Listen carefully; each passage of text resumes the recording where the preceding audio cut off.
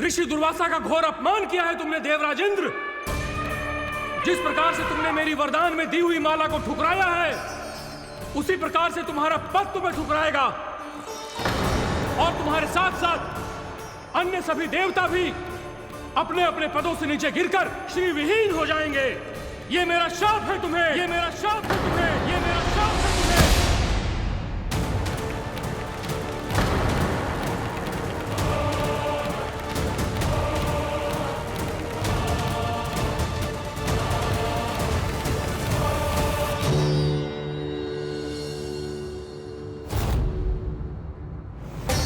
उनकी अर्धांगिनी को भी उनकी क्रोध का सामना करना पड़ा।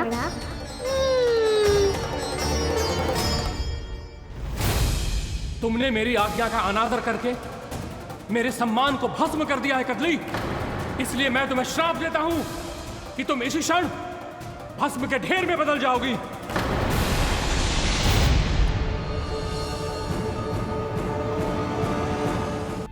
ये क्या किया महर्षि आपने? इंद्र को भी नहीं छोड़ा, देवताओं पे भी दया नहीं की आपने, और अब मेरी पुत्री को अपनी क्रोधाग्नि से भस्म कर दिया। मैं आपकी संवेदनाओं को समझता हूं ऋषिवर, परंतु यदि मैंने देवताओं को श्राप न दिया होता तो समुद्र मंथन भी न होता और उन्हें अमृत भी न मिलता। और अब मेरे श्राप से आपकी पुत्री और मेरी पत्नी कदली फल बनेगी, और श्री विष्णु जी की कृपा से सभी पूजाओं में सबसे अधिक प्रयोग होने वाले फल होने का सम्मान प्राप्त होगा उसे।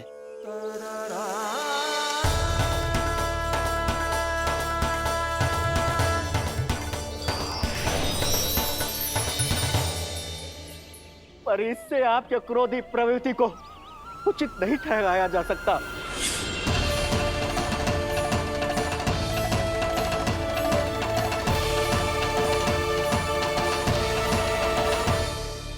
पर प्रभु, आपको उनसे संकट क्यों है?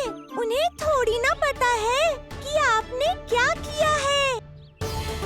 उनकी तपस्या की शक्ति को कम मत आगो मुरली, उन्हें सब पता चल चुका है। फिर तो फंस गए बुरी तरह से। अब केवल भयभीत ही करोगी, कोई उपाय भी सोचाओगी? प्रभु, इससे पहले कि ऋषि दुर्वासा या कोई और घर पहुँचे, आपको घर पहुँचना होगा, ताकि मैया किसी और पर विश्वास ही ना करे। तो चलो फिर।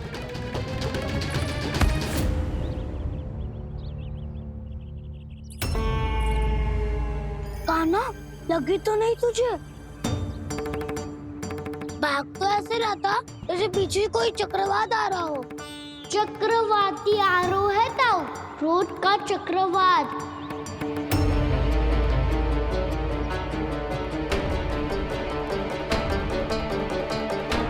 कैसे संभालूंगा मैं महर्षि दुर्वासा को? कान्हा, कहाँ खो गया? और ये माखन क्यों लगा है तेरे मुंह पे?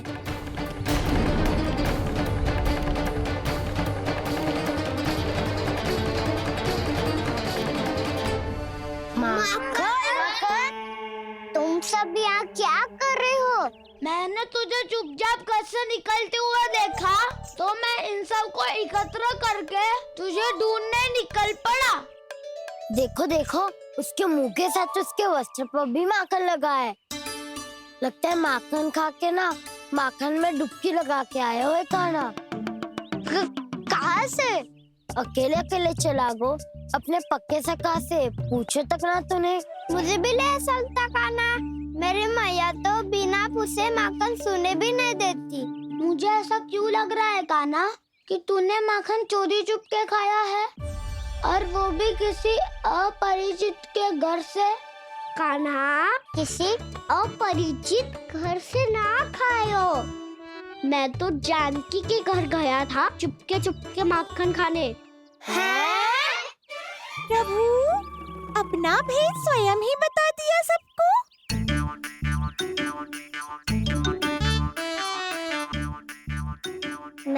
अर्थ है कि चांकी का घर खुला था तो मैं भीतर चले गयो।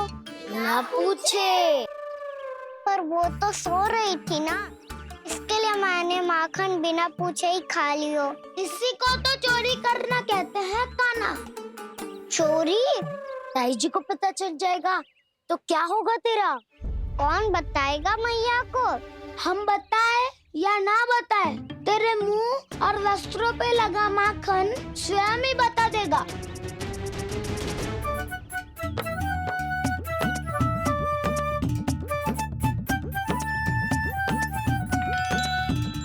माखन तो आपके वस्त्रों पे भी लगा है दाऊ।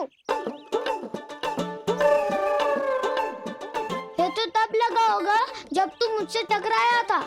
हाँ, मैया तो यही सोचेगी ना कि आप मेरे साथ ही थे। अब बताओ कौन बताएगा मैया को? वसंता भी ने तो सुना है, ये बताएगा। सोच ले वसंता, मैया को मेरी बुराई सुन के क्रोध आया तो नाना मैं ना बताऊंगा। जब तक मुझसे सीधे सीधे प्रश्न ना किए जाए तब तक मैं कुछ ना बताऊंगा। यदि यहाँ सत्यवादी मधुमंगल होता तो वो पक्का बता देता। तब तो अच्छा है वो यहाँ नहीं है। मैं बताऊंगा ताई जी को, क्योंकि मुझे ताई जी ने सब सूचना देने को कहा था। कब? सुबह जब मैं ताई जी को पूजा के फूल देने को गया था। सुन, तेरी आंख के सामने कछु उल्टा सीधा हो या कोई अत्यधिक शरारत करे तो सीधे आके मुझे सूचना दियो, समझ गो? ना बताएगो ना तो मैं कान्हा को बाहर भेजने की आज्ञा वापस ले लूंगी। नाना आप आगे वापस मत देना, मैं सब बताऊंगा। इसलिए आपको तो ताई जी को बताना पड़ेगा। अर्थात मैया ने आपको बाहर भेजने से पहले ही गुप्तचर की व्यवस्था कर ली थी। मैंने वो वचन दियो है। मेरी आंखों के सामने कुछ भी उल्टा सीधा हुआ तो मुझे सूचना देनी पड़ेगी। पर तेरी आंखों के सामने कुछ उल्टा सीधा हुआ ही ना, वो बातों में उलझा रखा ना, मुझे बताना चाहिए ना तो अनुचित होगा बलराम। और सखा को फंसाना अनुचित ना होगा, क्यों दाऊ? ये निर्णय मैं कैसे करूं? तो और कौन करेगा? कीचड़।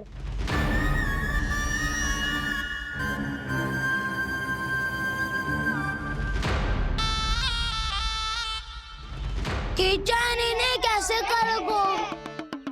कान्हा और सीता के बीच में कीचड़ फेंको प्रतियोगिता करते हैं। जो जीता सब उसी का ही साथ देंगे। बोलो स्वीकार है? स्वीकार है। तो मुझे भी स्वीकार है। पर नियम क्या होंगे? जो पहले थक जाएगा उसको हारा हुआ माना जाएगा, या फिर जो 2 बार अपने विरोधी पर कीचड़ फेंक देगा वो जीत जाएगा।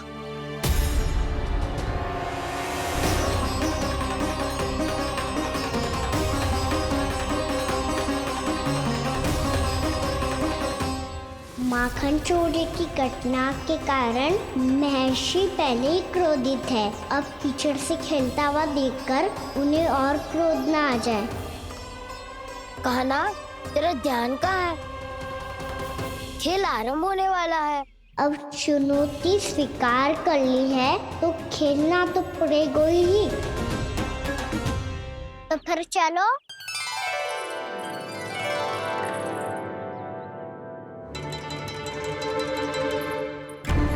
अरे हटो हटो, तनिक धुआं तो जाने दो। को तनिक नजर उतार लूं मैं। अरे वैद्य जी उपलब्ध ना है, मथुरा गए हुए हैं। इसकी स्थिति का उपचार किसी वैद्य के पास भी ना होगा, पर मेरे पास है।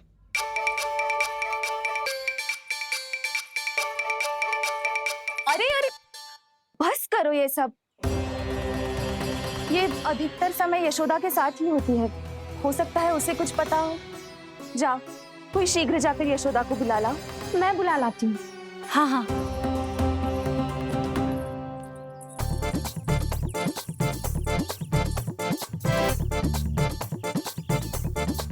मैं ही बनूंगा निर्णायक। नाना, इसे ना बनना चाहिए। ये तो कान्हा के हाँ में हाँ मिलाता है। बलदाव को ही बनना चाहिए निर्णायक। हाँ हाँ, बलदाव को ही निर्णायक बनना चाहिए।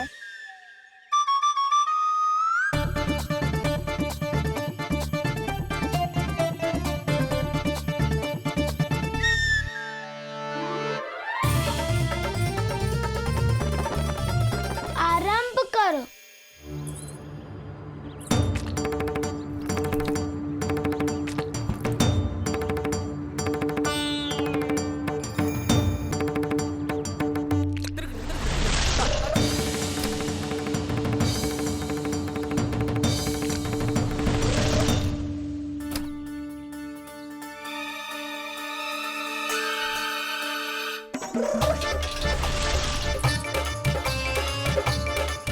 वाह, क्या सटीक लगता बेजार सीधा माने।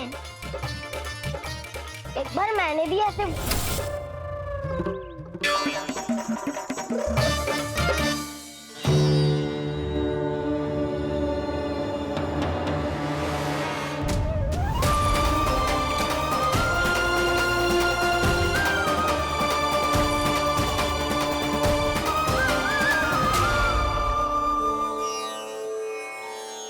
मैं बिल्कुल सही था।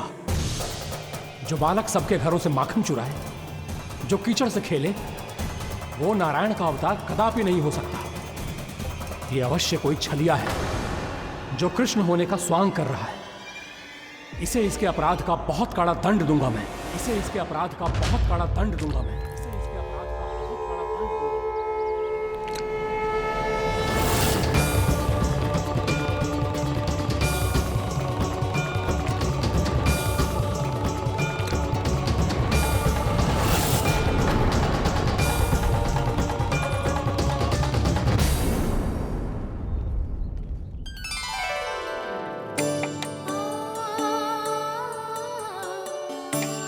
घी बनने की सुगंध से दौड़ा चला तो है, जे सोच के कि मैया कछु विशेष बना रही है। बच्चे तो अभी तक सो रहे हैं। बहुत समय हो गया है बिना कछु खाए पिए सो गए। जाके उठाती हूँ।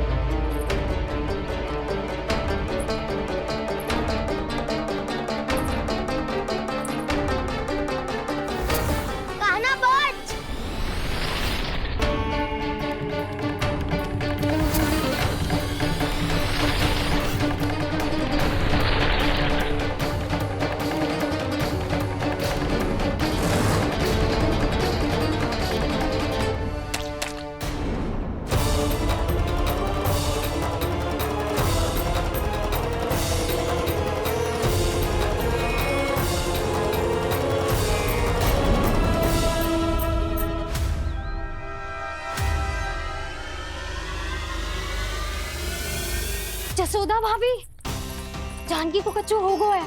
वो कब से अचेत खड़ी है। रानी भाभी भी वही है। आप शीघ्र चलिए, शीघ्र चलो चलो।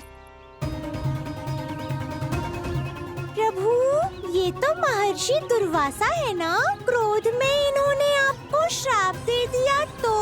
प्रभु, ये क्या किया आपने? मैंने तो बस एक बाण महर्षि को प्रणाम किया है।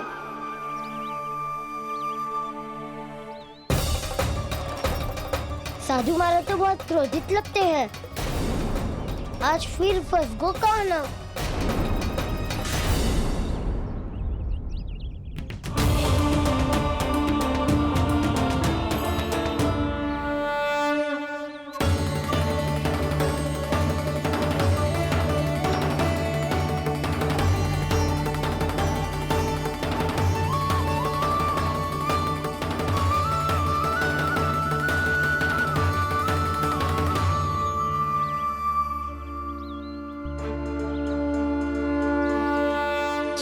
अभी समाप्त ना हुआ है श्री रामा, बच के दिखा।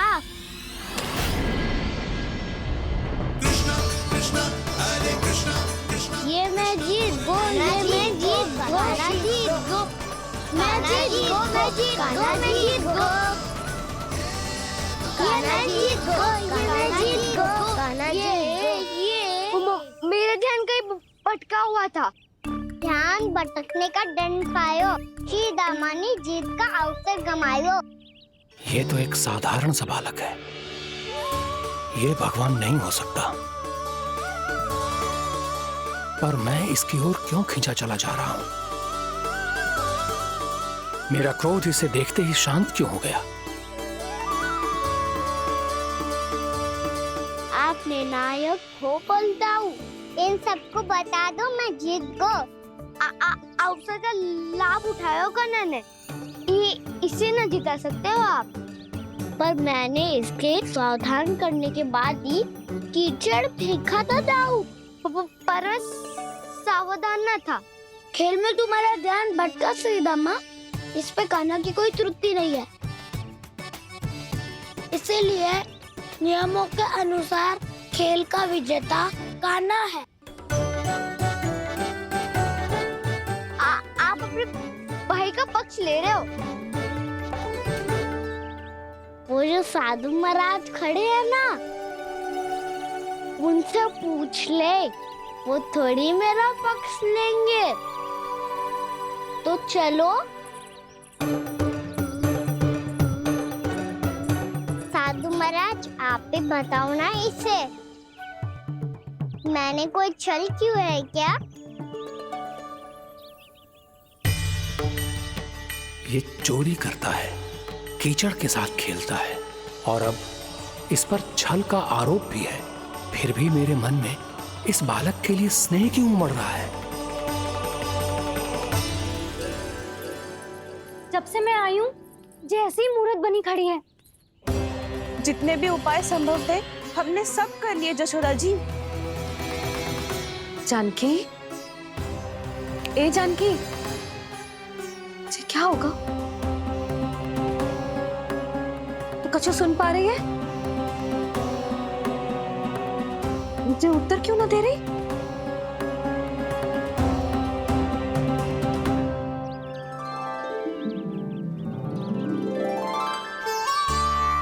क्या है सच? हो कौन तुम? क्या तुम सच में श्री नारायण के अवतार हो?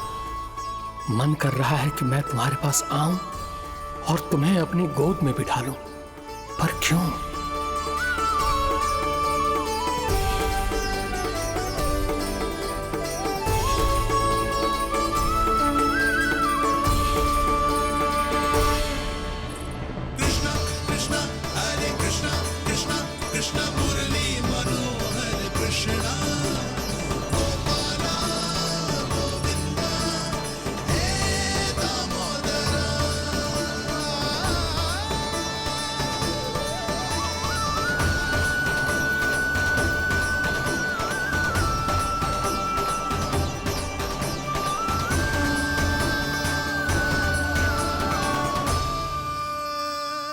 साधु महाराज आप बताओ ना मेरे सखाओं को, ये जानना चाहते हैं मैंने कोई छल क्यों है क्या? देखने में छली लग रहा है, पर इसकी ऊर्जा में एक विचित्र सी शुद्धता है, विलक्षण तेज है इसमें। लगता है साधु महाराज स्वयं भी भ्रमित हो गए हैं। हाँ?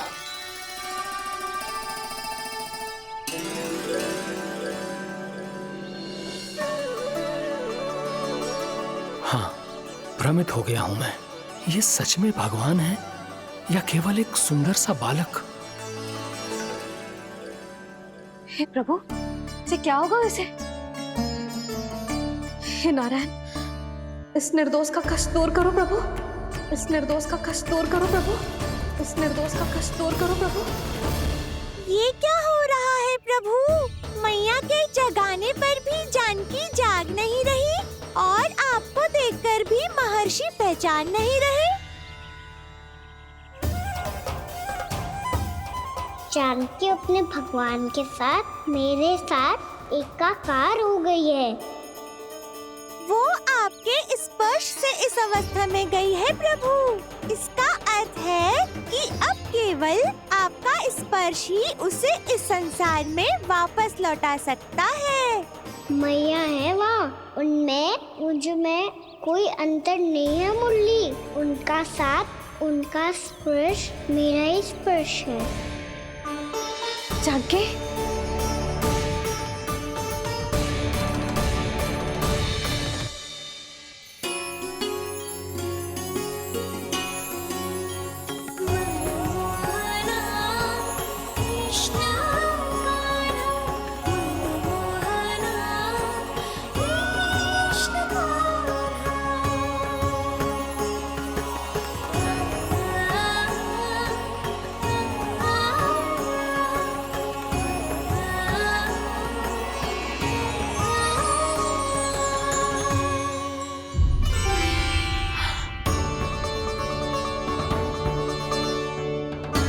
भाभी, हे भगवान, जे तो चमत्कार हो गयो। जी स्वस्थ हो गई, जानकी स्वस्थ हो गई। जा कुछ बैठने के लिए ला। तू ठीक है? हाँ?